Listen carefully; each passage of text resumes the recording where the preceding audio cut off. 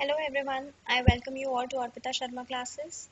I am your educator Anjali Sharma and this is a new series wherein we'll analyze previous year economics questions via quiz.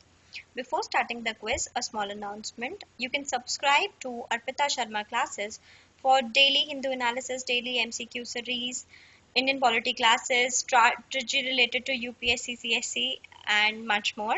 You can also join our Telegram channel Simplifying UPSC with Ease for class updates and notes. Also, Arpita ma'am is taking live classes on Unacademy Plus. Use code SharmaYT10 to get 10% discount.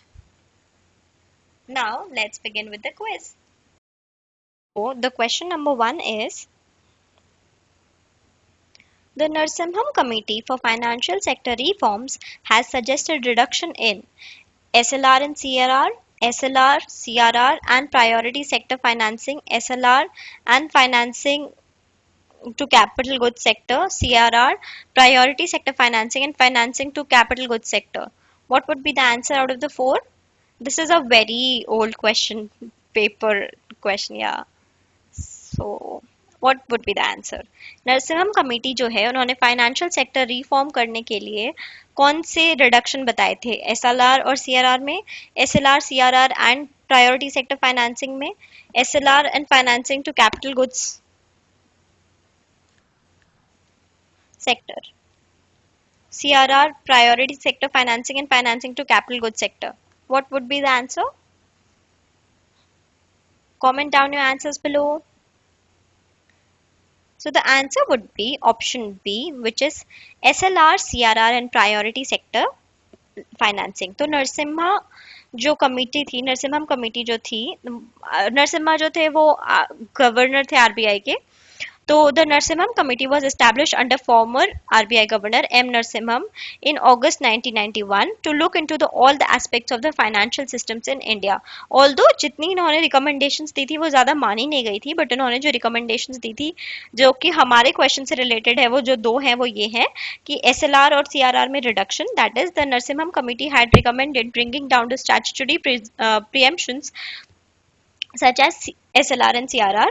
It recommended that SLR should be reduced to 25% over the period of time and CRR should be reduced to 10% of the period of time. अब उनका ये reduction देने का उनका purpose ये था ताकि banks के पास ज़्यादा कैश रहे जनता को लोन देने के लिए, मतलब इकोनॉमी में कैश जनरेट करने के लिए, मनी मल्टीप्लाई करने के लिए ज़्यादा पैसा हो और जितना वो कम से कम पैसा रख सकें दैट वुड बी बेनिफिशियल, ऐसा वो कहते थे.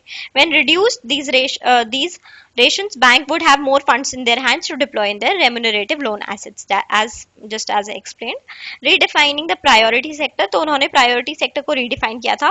उन्होंने कहा था कि priority sector में marginal farmers, tiny sector, small business और transport sector, village और cottage industries ये सारी चीजें भी आनी चाहिए थी. और the committee also recommended that there should be a target of 10% of the aggregate credit fix for the private sector at least. और उन्होंने ऐसा भी कहा था कि अगर मैं साल में मान लीजिए कि 1 लाख का लोन देती हूँ एज अ कंपनी, तो मैं मतलब एज अ बैंक तो मैं 10% का जो है वो लोन फिक्स रखूं कि मैं वो 10% लोन तो प्रायोरिटी सेक्टर के ही लोगों को दूंगी. तो उन्होंने ऐसे ऐसे रिकमेंडेशंस दिए थे जो कि हमारे ऑप्शन बी में थे सारे कि एसएलआर सीआरआर और प्रायोरिटी सेक्टर फाइनेंसिंग में रिड्यूस करने के लिए उन्होंने सजेस्ट दिए थे. Moving on to question number 2. The establishment of payments bank ज़्यादा पुरानी बात नहीं है, आई गेस 2016 की बात है जब ज़्यादा आए थे ये नाम इनका ज़्यादा आया था. Is being allowed in India to promote financial inclusion.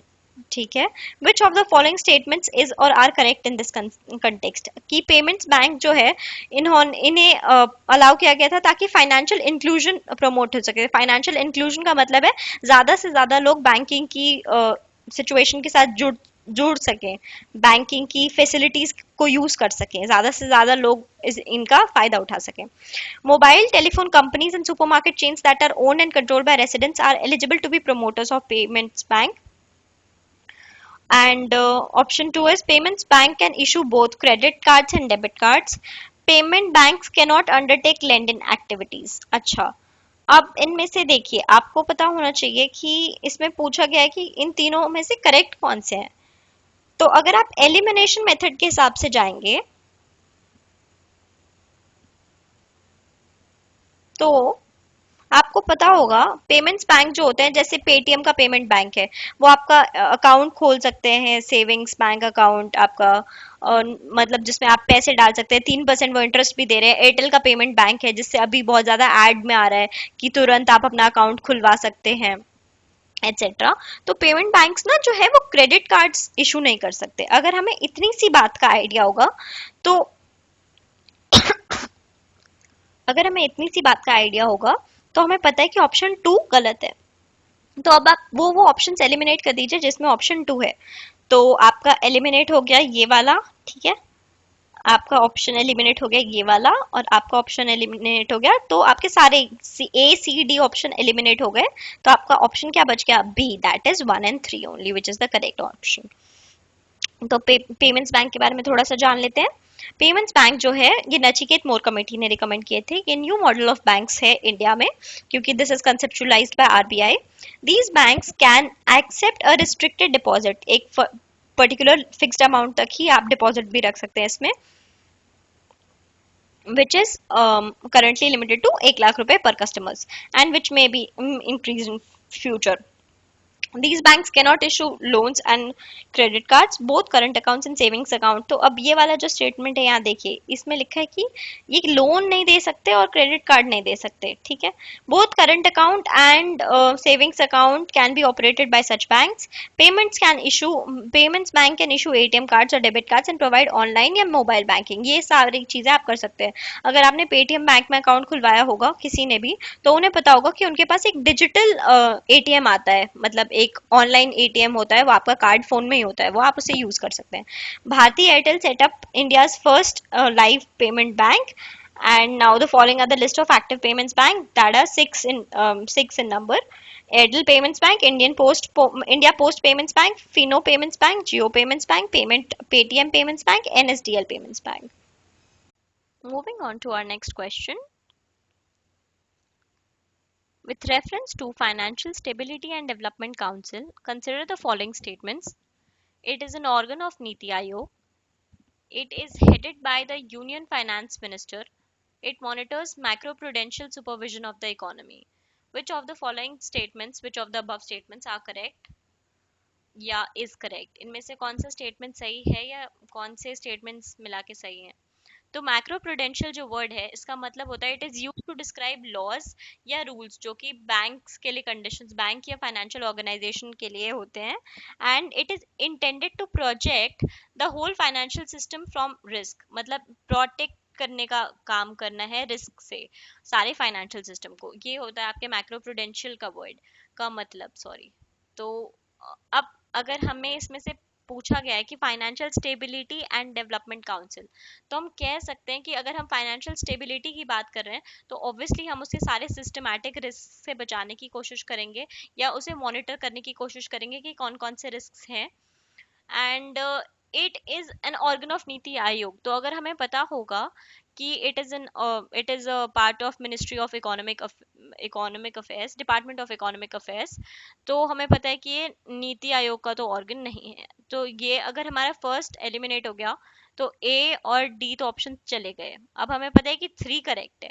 अब 2 करेक्ट है कि नहीं, पर जो यूनियन फाइनेंस मिनिस्टर होते हैं वो इसके चेयरमैन होते हैं, तो 2 is correct. Thus, the correct option is option C, which is 2 and 3 only. So, the Financial Stability and Development (FSDC) is an apex level body constituted by the Government of India. The idea to create such a super regulatory body was first mooted by Raghu Ram Rajan committee in 2008. तो इसका idea इन्होंने दिया था रघु राम राजन ने 2008 में। Finally, in 2010, the Finance Minister of India, Pranab Mukherjee, decided to set up an autonomous body dealing with macroprudential and financial regularities in the entire financial sector of India. Thus, हमारा third statement correct था. Now, this new body envisages to strengthen and institutionalize the mechanism of maintaining financial stability, तो इन्हें क्या maintain करना है, financial stability, financial sector की development, inter regulatory coordination along with monitoring macro prudential regulation of the economy. तो ये सब कुछ इनको मॉनिटर करने का काम है। No funds are separately allocated to the council for undertaking its activities. It falls under Department of Economic Affairs, and Union Finance Minister is the chairman of is the chairman. The statement 2 is correct. Let's move to our next question. The term base erosion and profit shifting is sometimes seen in the news in the context of mining operation by multinational companies in resource-rich but backward areas. अब base erosion and profit shifting, तो हमें ये पता होना चाहिए कि यहाँ पे हमारा प्रॉफिट शिफ्ट हो रहा है और बेस इरोज हो रहा है। तो इसका बेस इरोड हो रहा है, इसका क्या मतलब है कि माइनिंग ऑपरेशन जो है मल्टीनेशनल कंपनीज कर रही हैं रिसोर्स रिच एरिया में लेकिन बैकवर्ड एरिया में। अगर ऐसा कुछ भी कर रही होती तो हमारी प्रॉफिट शिफ्ट नहीं हो रही होती, क्योंकि अगर बैकवर्ड एरियाज हमारा प्रमोट होता तो हमारी प्रॉफिट तो और इंक्रीज होती ना। Now curbing of the tax evasion by multinational companies, exploitation of genetic resources by of a country by multinational companies, lack of consideration of environmental cost in the planning and implementation of development projects। अब ये तीनों ही answers लगते हैं, but the answer will be option B, which is curbing of tax evasion by multinational companies। अच्छा, tax evasion क्या होता है? Tax evasion होता है कि जब आप टैक्सेशन पॉलिसी में लूप होल्स निकाल लेते हैं, आप इलीगल कुछ भी नहीं कर रहे हैं, आप लीगली लेकिन इमोरली आप टैक्स इवेड कर रहे हैं। टैक्स अवॉइड करने का मतलब होता है कि जब आप टैक्स देते नहीं है, मतलब now let's base erosion and profit shifting refers to tax avoidance strategies that exploit gaps and mismatch in tax rules to artificially shift profits to low or no tax locations।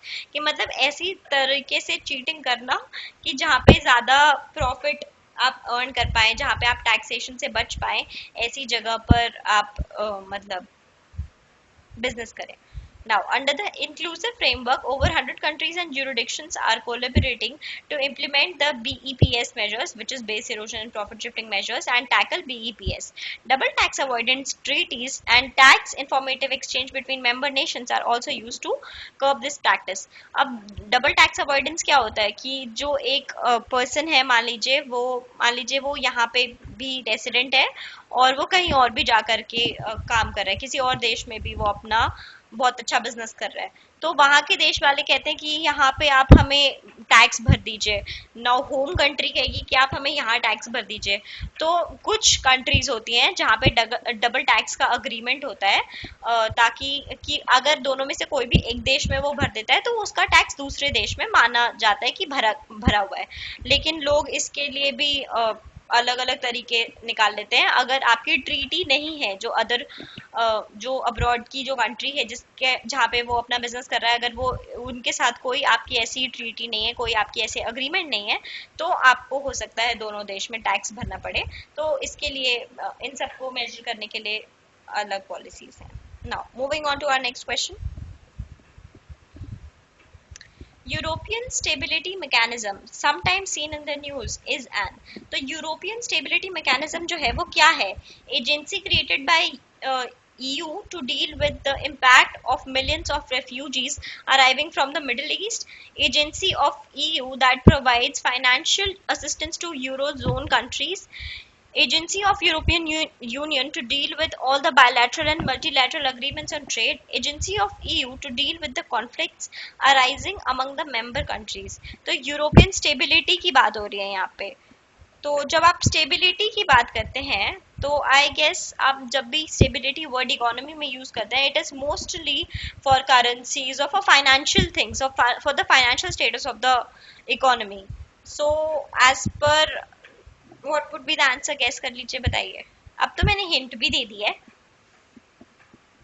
So the hint or more than hint, the clear cut answer is option B, agency of EU that provides financial assistance to eurozone countries।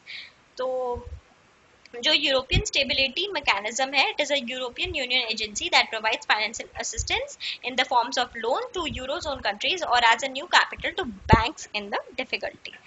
चलिए, moving on to our next question. What is the purpose or purposes of government sovereign gold bond scheme and gold monetization scheme? तो क्या purpose है gold bond scheme का और gold monetization scheme का?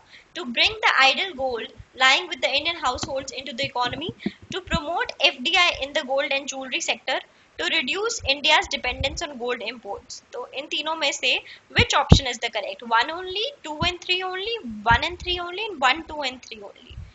तो I have seen that news, वो वाली news मैंने भी सुनी थी जब उन्होंने बोला था कि देश में घर मतलब इंडिया की महिलाओं के पास गोल्ड बहुत है लेकिन वो बंद है उनकी तिजोरियों में।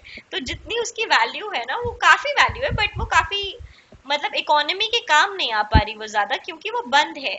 तो इसलिए ये सोवरेन गोल्ड बॉन्ड स्कीम और गोल्ड मोनेटाइजेशन स्कीम निकाली गई थी। तो इसका एक ऑप्शन तो ये है to bring the idle gold lying with the Indian household into the economy. अब आप बताइए 2 और 3 में से कौन सा है एक के साथ? So the correct option is option C, which is 1 and 3 only, to reduce India's dependence on gold import. कि हमारे देश में अपना सोना बहुत है, हमें और सोना इंपोर्ट करने की जरूरत नहीं होनी चाहिए। बस वही है कि हमारा जो सोना है वो इंडिया की महिलाओं की मोस्ट प्रोबेबली सारी अलमीरा में है, लॉकर्स में बंद है, उसका फाइनेंशियल इंक्लूजन इकोनॉमी में इंक्लूजन नहीं है ज्यादा। Now explaining this would be कि the scheme doesn't intend to bring FDI in gold and jewelry sector, and by eliminating this only possible answers you have are either A or C। हमने अगर ये देख लिया कि option 2 जो है वो गलत है कि इसका प्रमोट करना नहीं है FDI या गोल्ड और ज्वेलरी में, हमें फॉरेन डायरेक्ट इन्वेस्टमेंट नहीं चाहिए, हमें तो ये चाहिए कि हमारी जो डिपेंडेंस है इम्पोर्ट्स पे वो भी कम हो जाए। तो अगर 2 नहीं है आपका ऑप्शन तो आपके पास सिर्फ A और C बचा था, which is and the option is 1 and 3 only, which is C।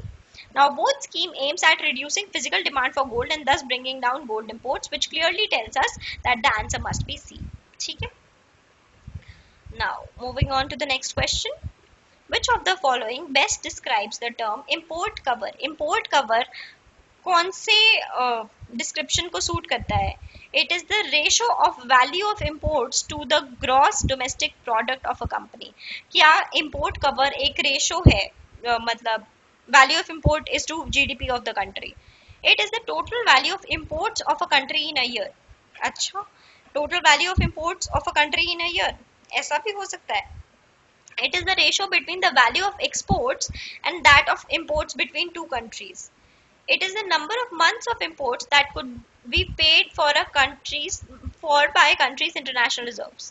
तो import cover की बात हो रही है यहाँ पे।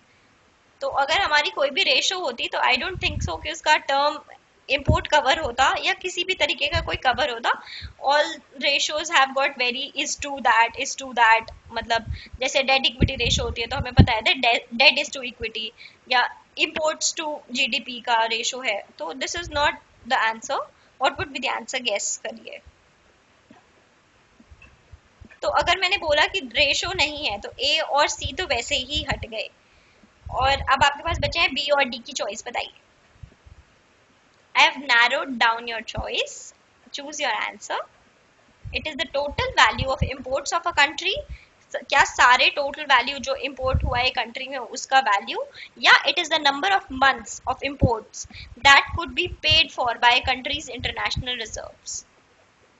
सो इंपोर्ट कवर का मतलब यहाँ पे है ऑप्शन डी की द नंबर ऑफ मंथ्स जिसमें आप पेमेंट कर सकते हैं आप अपने फॉरेन रिजर्व से।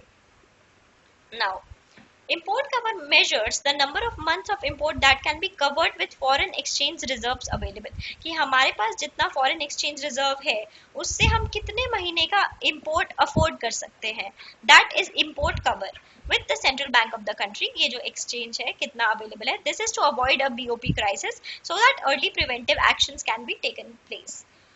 India has had an import cover of 10 months as on December 2019। Moving on to our next question, with reference to Stand Up India scheme, which of the following statements is correct? Stand Up India scheme के बारे में question है, कौन से statements जो है इनमें से करेक्ट है, या एक या दो या दोनों या कोई भी नहीं। Its purpose is to promote entrepreneurship among SC ST and women entrepreneurs. तो stand up India women entrepreneurs का एंटरप्रेन्योरशिप बढ़ाने के लिए, SC ST को बढ़ावा देने के लिए है। It provides for refinance through SIDBI. It provides, जो ये finance देती है, that is through SIDBI. बताइए जवाब.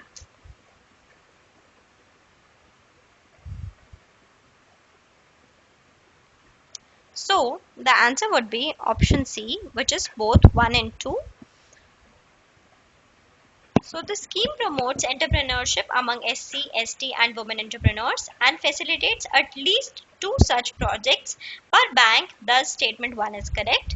Statement 2 जो है आपकी, उसमें कहा है कि अपना फाइनेंस SIDBI से लेता है, तो हाँ, the Stand Up India scheme provides for refinance window through Small Industries Development Bank of India with an initial amount of rupees 10,000 crore, and so 10,000 crore, and so option 2 is correct. So which makes कि दोनों statements correct हैं, both 1 and 2. And now let's move to our next question. प्रधानमंत्री मुद्रा योजना is aimed at, तो प्रधानमंत्री की मुद्रा योजना जो है किस चीज का एम रखती है? Bringing the small entrepreneurs into the formal financial system, providing loans to poor farmers for cultivating particular crops, providing pensions to old and destitute persons, providing the voluntary organizations involved in the promotion of skill development and employment generation. तो मुद्रा योजना, मुद्रा loan के बारे में almost काफी पता है कि लोन देती है मुद्रा लोन किन को देती है, अब ये बताइए. पेंशन प्रोवाइड करना ओल्ड एंड डेस्टिट्यूट पर्सन्स को, ये हमने अगर क्रॉस कर दिया कि ये तो एलिमिनेट कर देते हैं, ये ऑप्शन सबसे दूर जा करके है, मुद्रा लोन नहीं दे रहा है ये कहीं पे भी. Funding the voluntary organisations involved in the promotion of skill development and employment generation, इसके लिए अलग से एक योजना है जो स्किल डेवलपमेंट के लिए है, दैट इज प्रधानमंत्री कौशल विकास योजना, आई गेस ऐसा कुछ है, that is for promotion of skill development. तो ये दोनों चले गए. अब आपके पास ऑप्शन बचा है ए और बी, इसमें से बताइए मुद्रा योजना किसको मिलती है loan. So the correct option is option A, bringing the small entrepreneurs into the formal financial system. So प्रधानमंत्री मुद्रा योजना, मुद्रा का फुल फॉर्म है micro units development and refinance agency limited. मुद्रा is a new institution set up by government of India to provide funding to the non-corporate, non-farm sector income generating activities of micro and small enterprises whose credit needs are below 10 lakh. तो इसके तीन schemes हैं जिसमें कि शिशु है, शिशु loan में 50,000 तक के लोन मिलते हैं, किशोर लोन में 50,000 से 5 लाख तक मिलते हैं, और तरुण लोन्स में 5 लाख से 10 लाख मिलते हैं. तो दैट हैव एक्सप्लेन कि आपका जो है माइक्रो यूनिट वो कौन सी स्टेज ऑफ ग्रोथ पे है, उसके हिसाब से आपको इन तीनों में से कोई भी प्रोडक्ट या कोई भी लोन मिलता है.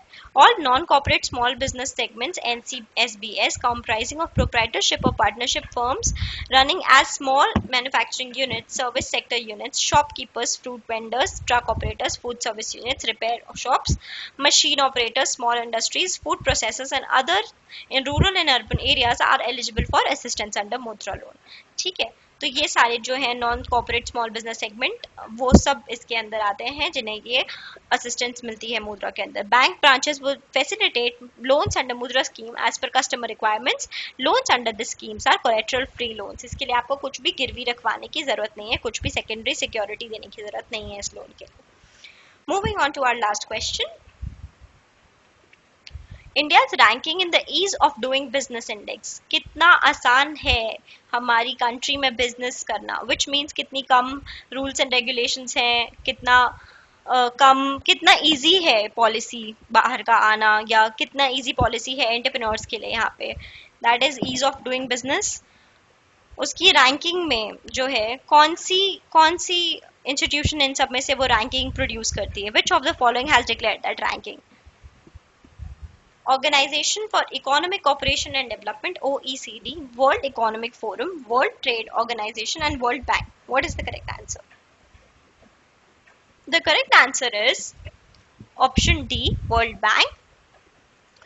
So as per Economic Times, ease of doing business is an index published by the World Bank. It is an aggregate figure that includes parameters which define the ease of doing business in a country. कि आपकी country में business करना कितना आसान है और या कितनी कम मुश्किलें आती हैं वहाँ पे बिजनेस मेंटेन करने के लिए, बिजनेस चलाने के लिए, एंटरप्रेन्योर्स को कितना फायदा मिलता है, कंपनीज को कितनी ज्यादा स्कीम्स के अंडर फायदा दिया जाता है, ये सब चीजें देखी जाती हैं।